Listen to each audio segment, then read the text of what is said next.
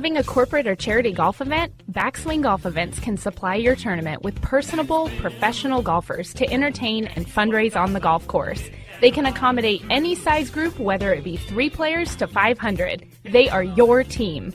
From range lessons, Beat the Pro, and Pro-Am style roaming, they're making lasting memories one swing at a time. So make sure to check out backswinggolfevents.com or call us direct at 661-316-3093 and book your pros now.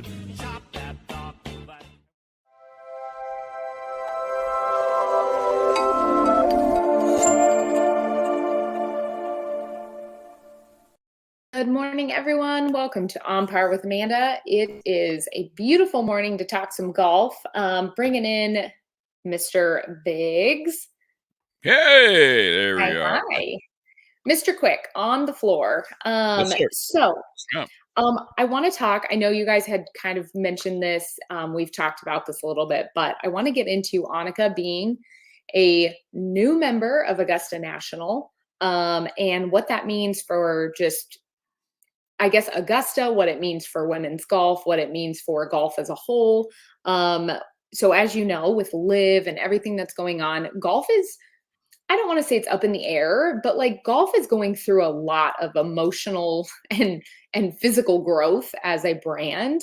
And that's not, I know LIV directly impacts men, but it doesn't, because whatever happens, the outcome of all of this LIV mess and, you know, with the PGA Tour, you're paving the way that if something comes out similar for women, they know how to handle it and how to do it. So okay, so Annika, for those of you, if you don't know at home, she was just accepted her membership at Augusta National, which up until about a decade ago, women were not allowed to have memberships. And they finally made the change, and they started, certain women were, invited to join. I know the CEO of Pebble Beach is one of them. Condoleezza Rice. Yes. And so, I think it's well overdue, I would say, with Annika. Biggs, you had said she's the first female or first professional golfer, female, obviously, but to be accepted on this panel or list of women members. But while it is very overdue, I love Annika. She has paved the way. I think it's great that she took this step, because it's just one more thing that she can say, hey, like we're changing, we're getting ready. But I have to read you this quote. So a decade after the first female members were admitted, Fred Ridley, the current club chairman, he reflected on the decision during his pre-tournament press conference at the Masters and said, I don't know about you, but when anything happens or any idea that you have had turns out well, and you're pleased about it, you ask yourself, why didn't we do that sooner?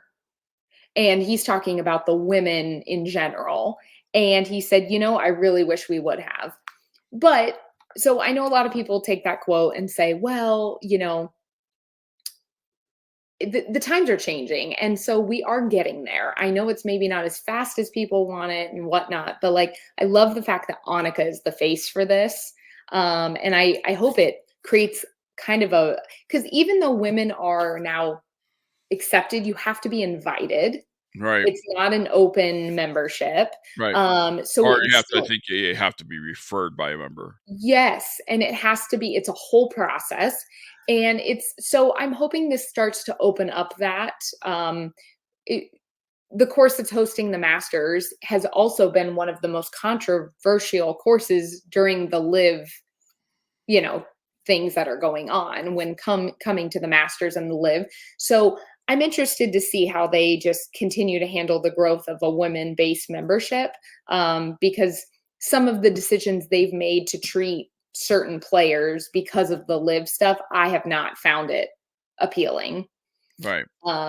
So, and I don't know where Annika stands. I don't know if Annika feels one way or other about LIV. I haven't really heard. I've not heard her speak about LIV. She hasn't really said much, but I think it would be hard for me personally to want to go join like, I think it's great for women's golf and it's great for the face of women's golf, but I think it would be hard if me feeling the way I feel about how I like live, I love the competition. I didn't like the way the PGA Tour handled it, and they made the Masters follow suit. And I don't know. It'd be hard to join a club that I knew was treating players the way they did. So, I'm not sure if they made the Masters follow suit as yeah, I much don't know. as much as the Masters committee said, Sure. we don't wanna attract the drama, Yeah, and we don't want drama at this event, right. you know? I'm sure the golfers that did participate in the Masters received some kind of memo. I don't know this for sure, but I'm just guessing here. Just the way the Masters works and the Mhm. strict guidelines they have for the course, I'm sure that all the golfers, all the participants in the Masters received a memo, no talk about live, Probably. you Yeah. know? Um, so, but this with Annika, and again, I don't know for sure what goes through the minds of the committee when they want to invite somebody to the course and invite them as a member. Sure. But I am Process. sure the committee said, it's about time we are a golf course. It's about time we have female members. We don't have a professional Sure. LPGA member And or a Hall of Monica's Fame. the face. She Yeah. is women's golf. So think about this for a minute. The women's amateur is played at Augusta National. Mhm. So you got to wonder, did the committee have this in mind? We have this women's amateur that's played here. She's the face of golf. It's about time we put a green jacket on her and have her maybe head that tournament up here for Augusta National and Yeah. attract more for female golf. Yeah. I mean, I hate to say it, but at the end of the day, it's always about revenue.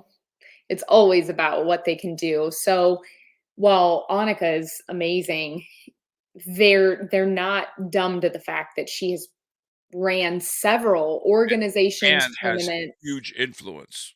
huge, and she knows what she's doing and how to make them successful. And so I'm with you. I think that there was a little bit of, while it's great, I think that it was more of for selfish reasons of, yeah, let's do it. And why What will this invitation benefit to the Augusta sure. National Yeah. Country Club? Yeah, I think at the end of the day, we've learned very quickly that it's to make money. All of these places, obviously, businesses are to make money. And if you Right. think otherwise, then you're obviously not in business. But at the same time, Annika is I've had the honor of meeting her a few times and getting to chat with her, and she is just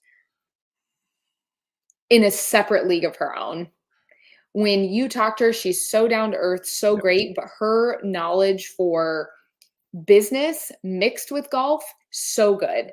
I really think that she could bring a lot and a little bit I'm sure younger, like, you and Mackenzie, if you ever got a chance to sit down with her for a cup of tea or a oh, cup of coffee and yes, just pick her brain, oh, so good. what she could help you girls with backswing. She's she's so creative and she really does have like the big picture in mind when she's going after these, like, hey, let's set up a better first tee program here. Let's do this, let's run this.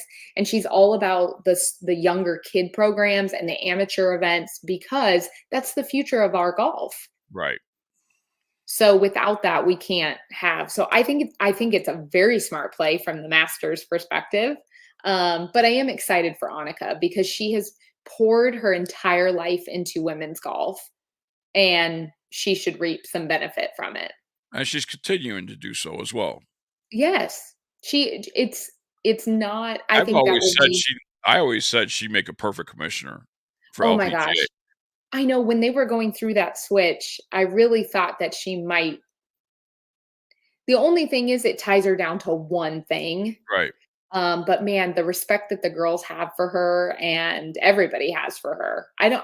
You don't ever, how there's some people that are kind of, you're like, it depends how you feel. Like, I have never met a person that doesn't like or think highly of Annika Yeah, and I what haven't she either. does. Yeah, I've never heard anybody say anything bad about her. No. And that's a pretty big feat. Like, I think that's huge that most of the professional golfers you're on the fence about, or like certain Right. people like them, certain Or there was always some kinda drama in the past. always Through her whole career, no she's drama. not had one piece of drama.